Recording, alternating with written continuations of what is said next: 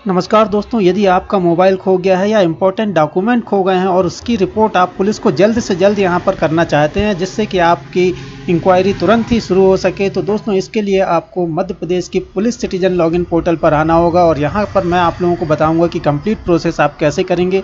तो चलिए देख लेते हैं, लिंक आपको डिस्क्रिप्शन बॉक्स में मिल जाएगी, यहाँ पर आएंगे। और दोस्तों welcome to V plus online service. इस पोर्टल पर आते ही दोस्तों आपको सबसे पहले यहाँ पर लॉगिन का ऑप्शन दिखाई दे जाएगा। तो आपका जो नाम है किसी भी डॉक्यूमेंट के हिसाब से, चाहे वो आधार कार्ड हो, पैन कार्ड हो, कोई भी आईडी प्रूफ आपका जो है उसके अकॉर्डिंगली आपको यहाँ पर अपना नाम फिल करना है। नाम फिल करने के बाद दोस्तों नीचे आपको मोबाइल नंबर का ऑप्शन दिखाई दे रहा है। तो नाम ऊपर वाले बॉक्स में नाम फिल करेंगे कंप्लीट, और इसके बाद नीचे आपको अपना मोबाइल नंबर फिल करना है और OTP भेजें पर क्लिक करना है। अब यहाँ पर OTP भेजा गया है, ओके बटन पर क्लिक करेंगे। मोबाइल पर जो भी OTP प्राप्त हुआ है इस बॉक्स में फिल करेंगे और सबमिट बटन पर क्लिक करेंगे।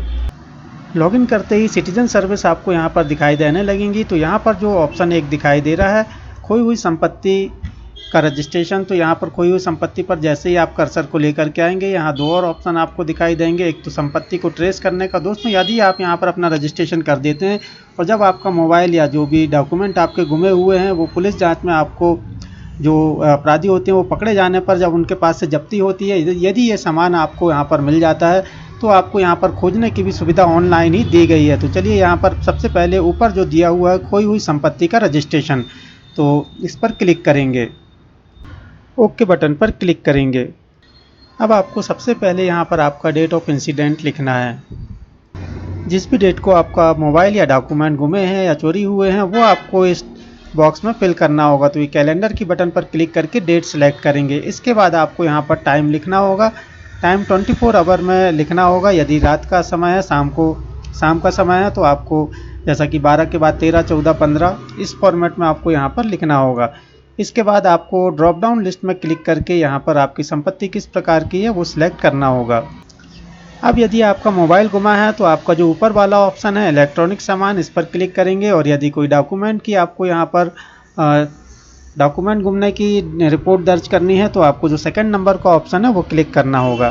तो दोस्तों डॉक्यूमेंट गुमने की भी हम यहाँ पर FIR या ये रिपोर्ट यहाँ पर दर्ज करते हैं, क्योंकि हमें जब हम उस डॉक्यूमेंट को निकलवाने जाते हैं तो हमसे पुलिस की FIR की कॉपी यहाँ पर मांगी जाती है। तो सबसे आसान तरीका है कि आप ऑनलाइन ही इस फॉर्म को फिल कर दें और यहाँ से आप अपना उसकी कॉपी तुरंत ही जनरेट हो जाती है। तो चलिए जो भी ऑप्शन आपका सुटेबल है उसे यहाँ से सिलेक्ट करेंगे।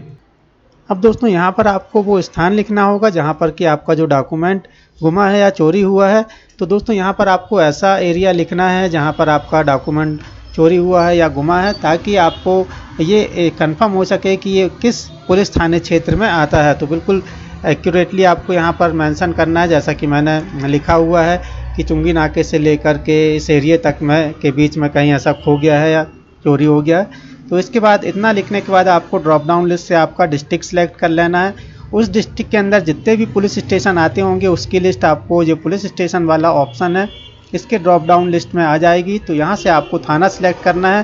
थाना आपको अपने एरिया का नहीं सिलेक्ट करना है, अब तो जो एरिया में आपकी चोरी हुई है, जिस एरिया में डॉक्यूमेंट गुमे हैं उस एरिया के थाना आपको यहाँ पर सिलेक्ट करना है। दोस्तों स्क्रॉल करके थोड़ा नीचे की तरफ आएंगे। अब आपको यहाँ पर मेन जो कार्रवाई है वो यहाँ पर करनी है।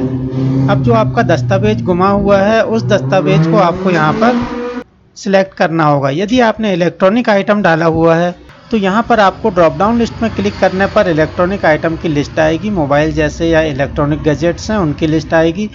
लेकिन यदि आपने दस्तावेज डाला हुआ है तो यहाँ पर दस्तावेजों की लिस्ट आपके सामने ओपन हो जाएगी।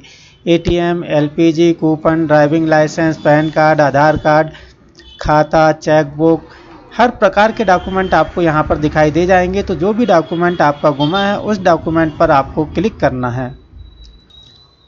अब यहाँ पर दोस्तों आप देखेंगे कि दस्तावेज का पहचान संख्या, यदि आपको डॉक्यूमेंट नंबर पता है जैसे पैन कार्ड, आधार कार्ड या जो भी डॉक्यूमेंट है उसका पहचान नंबर पता है तो आप यहाँ पर फिल कर सकते हैं, अदरवाइज़ आप इसे ब्लैंक छोड़ेंगे।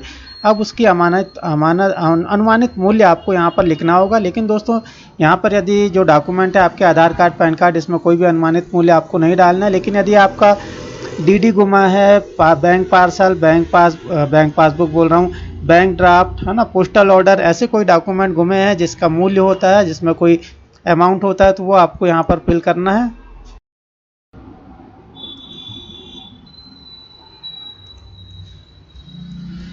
इतना फॉर्म फिल करने के बाद स्क्रॉल करके नीचे की तरफ आएंगे। जो भी डॉक्यूमेंट गुमे हैं उसकी यदि आपके पास कॉपी है तो आप यहाँ पर उसे अपलोड कर सकते हैं, अदरवाइज़ आप इसे ब्लैंक छोड़ेंगे। अब स्क्रॉल करके नीचे की तरफ आएंगे और आपकी व्यक्तिगत जानकारी जो यहाँ पर दी हुई है इसे कंप्लीट करेंगे। डॉक्यूमेंट जिस भी नाम से थे वो नाम यहाँ पर फिल करेंगे, उनका सरनेम फिल करेंगे और यहाँ पर आप देखेंगे जो ड्रॉप डाउन लिस्ट से आपको मेल फीमेल जेंडर सेलेक्ट कर लेना है।